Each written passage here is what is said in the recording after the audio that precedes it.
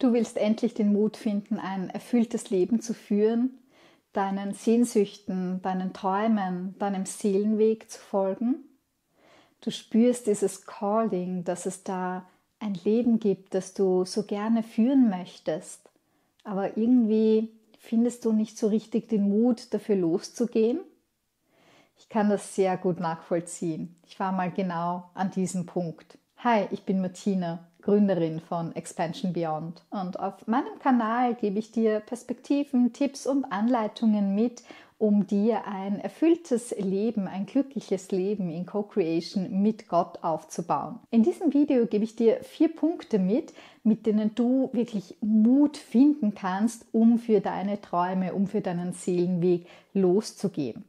Und bleib unbedingt bis zum Schluss dran, weil ich gebe dir auch noch was mit, das ich erst für mich vor kurzem entdeckt habe, was ein Gamechanger ist, und ich wünschte, ich hätte das schon früher gewusst. 2017, ich erinnere mich noch so gut dran, war ich in einem Krankenstand, ich glaube 4 Wochen lang, weil ich eine Operation hatte.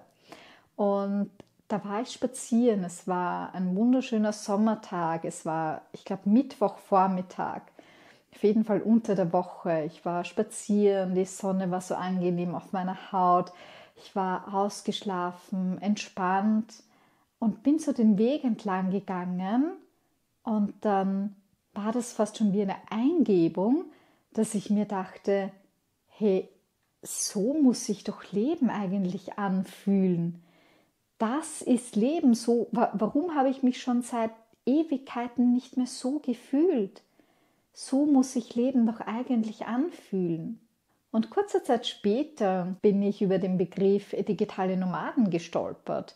Und da ist eine Welt für mich aufgegangen. Das war für mich so, wow, es gibt tatsächlich Menschen, die übers Internet Geld verdienen, die ortsunabhängig arbeiten, die reisen und einfach nicht von 9 bis 5 random in einem Büro sitzen müssen, weil es ihnen irgendjemand sagt.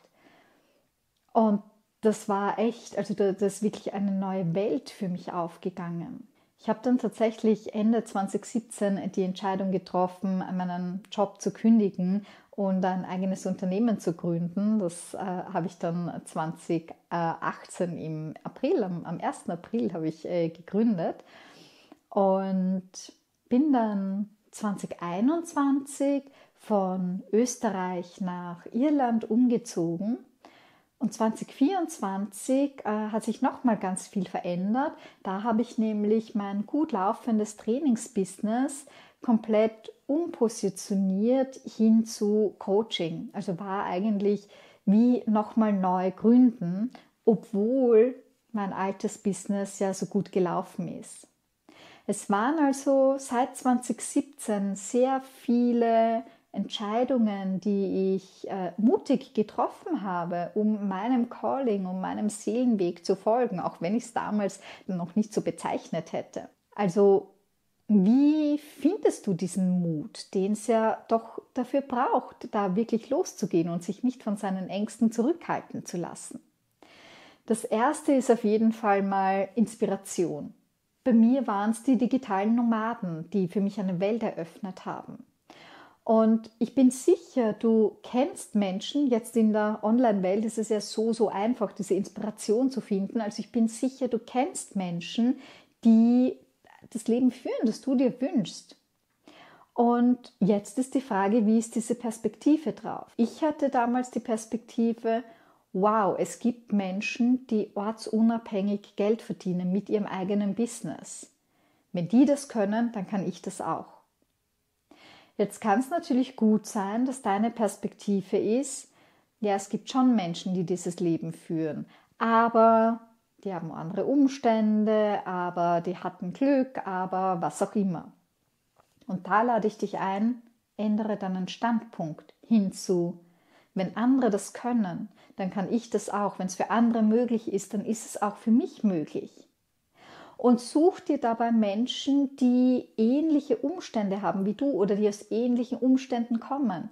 Es gibt so viele Leute in der Online-Welt, die echt jetzt ein erfolgreiches Business führen, die ein schönes, glückliches Leben führen, die nicht aus reichen Verhältnissen kommen, die nicht aus einer Familie kommen, wo alle irgendwie ein eigenes Business hatten, sondern die sich das selbst aufgebaut haben. Und es gibt auch Menschen mit Kindern, weil das ist so der Klassiker, okay, das geht für mich nicht, weil ich habe Familie, ich habe Kinder. Es gibt so viele Familien mittlerweile, die ein Leben führen, das ja sehr weit entfernt von dieser 9-to-5-Realität ist, die einfach sehr, sehr viele noch leben, die ja auch okay ist, wenn du happy damit bist. Der Punkt ist, schau dich um, such dir Menschen, die das Leben führen, das du führen möchtest, und sieh das als Möglichkeit. Sieh das als Möglichkeit für dich. Denn wenn es für jemand anderes möglich ist, ist es auch für dich möglich. Ich bin kein Special Mensch, ja. Also wenn du sagst, ach, ich würde eigentlich auch gerne irgendwo anders leben, als da, wo ich jetzt gerade lebe, ja, es ist möglich für dich. Du kannst das tun. Ich habe keine besonderen Fähigkeiten oder so, um mir dieses Leben erschaffen zu haben. Also Inspiration ist ein ganz, ganz wichtiger Punkt. Und um diese Inspiration für dich funktional zu nutzen, habe ich jetzt vorher schon gesagt, ich lade dich ein, deinen Standpunkt zu verändern. Und genau das ist der zweite Punkt, der dir den Mut gibt, dir ein erfülltes Leben aufzubauen. Die Bereitschaft, deine Perspektive zu wechseln, die Bereitschaft, deinen Standpunkt zu wechseln. Ohne dem wird es nicht gehen. Dein Leben ist von dir kreiert, egal ob bewusst oder unbewusst. Du kreierst immer. Das heißt, so wie dein Leben jetzt ist, spiegelt es deine aktuellen Überzeugungen und Standpunkte wider. Möchtest du ein anderes Leben, musst du deine Überzeugungen und deine Standpunkte ändern. Wenn du die Überzeugung hast, Menschen, die ein glückliches Leben führen, die viel Geld haben, die haben dieses Leben auf dem Rücken anderer oder die leben dieses Leben auf dem Rücken anderer, die sind einfach in irgendeiner Form schlechte Menschen, dann wirst du dir dieses Leben nicht aufbauen. Wenn du der Überzeugung bist, viel Geld ist nur für andere, aber nicht für dich, dann wird es so sein. Wenn du der Überzeugung bist, Liebe ist nur für andere möglich, aber nicht für dich, dann wird es so sein. Das heißt, du musst die Bereitschaft mitbringen, deinen Standpunkt zu verändern. Und wenn du das tust, dann braucht es gar nicht mehr so viel Mut. Ja, wenn du deinen Standpunkt veränderst von, okay, es gibt digitale Nomaden, aber die haben Glück. Für mich ist das nicht möglich. Hin zu, es gibt digitale Nomaden, also ist es auch für mich möglich. Dann braucht es da gar nicht mehr so viel Mut, weil dann dein Standpunkt ein ganz anderer ist, von dem du losgehst. Verstehst du, was ich meine? Also diese Bereitschaft, die musst du mitbringen, um dir ein erfülltes Leben zu erschaffen. Der dritte Punkt, um mutig deinen Seelenweg zu gehen, ist, deine Erwartungen loszulassen. Erwartungen sind Widerstand und Widerstand stört einfach den natürlichen Fluss des Lebens. Als ich 2021 von Österreich nach Irland gezogen bin, hatte ich natürlich Vorstellungen und einen Traum davon, wie das Leben hier sein wird. Aber ich habe das getrennt von meinen Erwartungen. Ich bin mit der Perspektive rangegangen, ich schaue einfach mal, wie es ist, weil wenn ich es nicht probiere, dann weiß ich ja nicht, wie es ist. Und das ist eine sehr, sehr mutgebende Perspektive. Denn es ist tatsächlich so, solange du es nicht erlebst, weißt du es nicht, wie es ist. Geh einfach ins Erleben rein, geh in die Erfahrung rein und dann wirst du wissen, wie es ist. Und nimm die Bewertung raus. Hätte sich herausgestellt, ich finde Irland fürchterlich, weil da regnet so viel und das kotzt mich an, ja, dann wäre ich halt wieder nach Österreich gegangen oder sonst irgendwo hin, ja. Ist ja jetzt nichts passiert, ja. Aber wenn ich es nicht mache, dann weiß ich es halt nie. Und mir ist es lieber, dass ich nach Irland gehe und drauf komme, ich finde es fürchterlich und dann halt wieder zurückgehe. Also war jetzt nicht so, aber hätte sein können. und dann einfach zu wissen, okay, war nicht meines, als dass ich mein Leben lang bereue, es nicht versucht zu haben, weil es in meinem Kopf so wundervoll ist. Verstehst du? Es ist so viel kraftvoller für dein Leben, einfach loszugehen und dann vielleicht zu sagen, okay, hat nicht funktioniert oder hat mir nicht gefallen. Und das führt mich direkt zum 4. Punkt, nämlich deine Perspektive zu den Themen Scheitern bzw. Fehler machen. Und das ist gerade im deutschsprachigen Raum so dysfunktional besetzt, so nicht dienlich besetzt. Im deutschsprachigen Raum für ganz, ganz viele Menschen darf Scheitern gar keine Option sein. Ja, Scheitern ist irgendwie das Schlimmste überhaupt und Fehler sind fürchterlich. Und das hemmt natürlich alles, ja, das cuttet alles ab, jede Inspiration, jeden Mut, wenn Scheitern einfach nicht sein darf, wenn Scheitern als so negativ bewertet wird.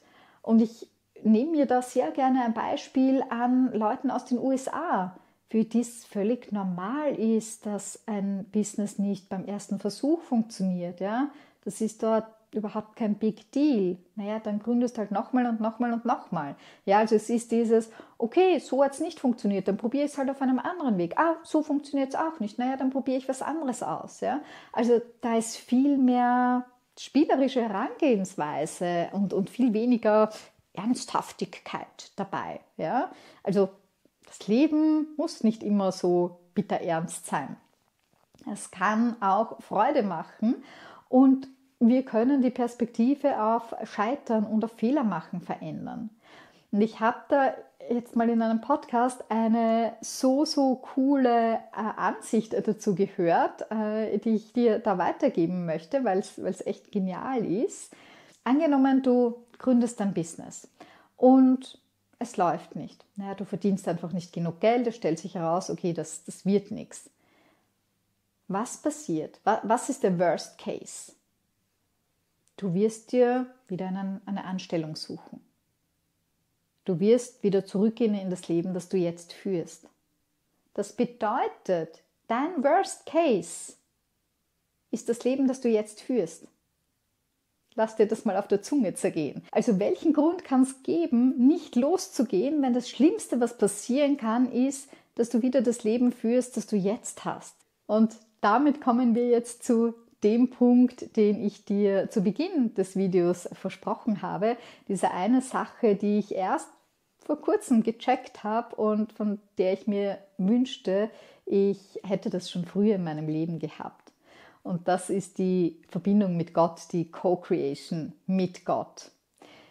Du bist nicht alleine, du musst es nicht alleine schaffen, du musst dir dein Traumleben nicht alleine erschaffen. Das ist genau das, was Gott möchte. Gott möchte, dass du ein schönes, erfülltes, glückliches Leben hast. Und da gibt es so ein schönes Bibelzitat, Jeremiah 2,13. Eine zwiefache Untat verübte mein Volk. Es verließ mich, Quell des sprudelnden Wassers, um sich Zisternen zu graben. Zisternen mit Rissen, die das Wasser nicht halten. Also wir machen uns das Leben echt unnötig schwer. Wir sind verbunden mit der Quelle. Wir sind verbunden mit all dieser Fülle. Aber wir wenden uns ab und graben unsere eigene Zisterne, die niemals so viel halten kann wie diese unerschöpfliche Quelle. Also geh in Verbindung mit Gott. Lass dich von Gott leiten und unterstützen. Und dein Leben wird ein ganz anderes Level an Erfüllung erfahren. Und wenn du jetzt bereit bist, loszugehen, dann schau dir auf jeden Fall auch mein Video an, das ich dir da irgendwo einblende, zum Thema Ressourcen für deinen Seelenweg. Da habe ich dir nochmal schön zusammengefasst, welche Ressourcen es denn braucht, wenn du deinen Seelenweg schon gehst, damit du nicht auf halbem Weg wieder umdrehst. Ja? Also schau dir auf jeden Fall dieses Video an. Denn es lohnt sich so sehr. Mein Leben hat sich so sehr verändert, seit ich meiner Seele folge. Und ich kann es jeden Tag bei meinen Klienten bezeugen, welche wundervollen Möglichkeiten im Leben aufgehen, wenn sie ihrem Seelenweg folgen. Und wenn dein Calling ein eigenes Business ist, dann schau dir auf jeden Fall das Programm von Soul Aligned Business Design an, das am 1.4. wieder startet. Ich packe dir den Link in die Beschreibung. Also finde den Mut, geh los, es lohnt sich. Alles Liebe zu dir.